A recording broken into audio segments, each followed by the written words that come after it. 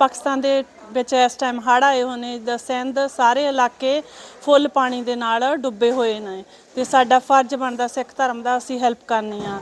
On time ਅਗਰ ਸਾਨੂੰ ਜ਼ਰੂਰਤ ਉਹਨਾਂ ਨੂੰ ਪਵੇ ਅਸੀਂ ਖੁਦ ਵੀ ਜਾ ਕੇ ਉਹਨਾਂ ਦੀ ਹੈਲਪ ਕਰਾਂਗੇ ਤੇ ਮੇਰਾ ਬੇਟਾ ਖੁਦ ਮਰੀਨ ਆ, ਮੈਂ ਚਾਹੁੰਦੀ अगर लोड़ पवे वो भी उन्होंने हेल्प करे।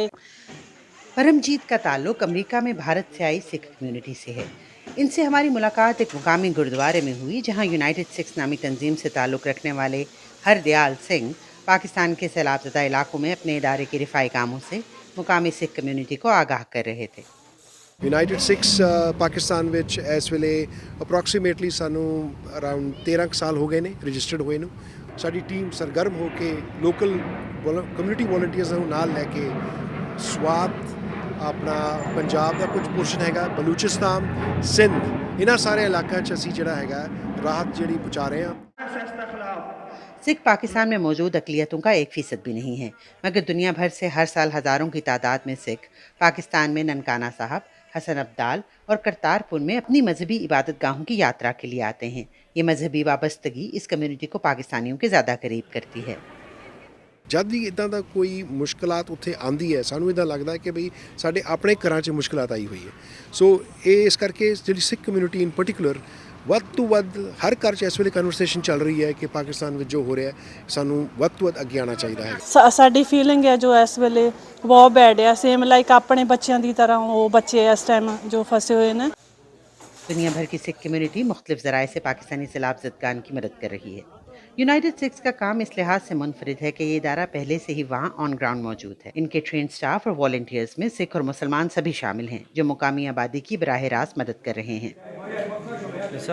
United Six is a UN affiliated NGO और असी we are trained by the different UN NGO ਜਿਹੜੀਆਂ bodies ਨੇ, organs ਨੇ, ताकि when such incidents take place, this is an ongoing effort that will be required.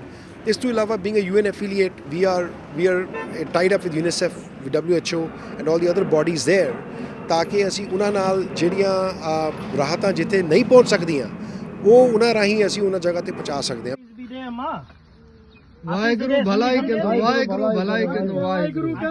सेवा सिख मजहब के असूलों में से एक है, जिसका मतलब है कि सिख सिले की परवाह किए बगैर दूसरे इंसानों की खिदमत के लिए तैयार रहते हैं। गुरु नानक देव जी महाराज का सिद्धांत है, किरत करो वंड छको नाम जपो।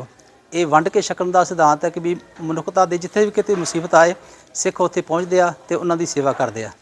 फिर पाकिस्तान तो मानो एक सिखां का हिस्सा है, उत्थे बहुत सारे गुरुद्वारे ने, असी आप उधर पाकिस्तान चो साडे वड्डे वड्डेरे आए ने। हाँ जी, जिन्नी भी उत्थे मनुखता है, जो भी आवाम है पाकिस्तान की, असी इहो कहना चाहते हैं भी असी हर मुसीबत विच उन्हां दे नाल हाँ, जिथे भी किते लोड़ पवे असी हाजिर हाँ, तन मन करके असी उन्हां दी सेवा करांगे।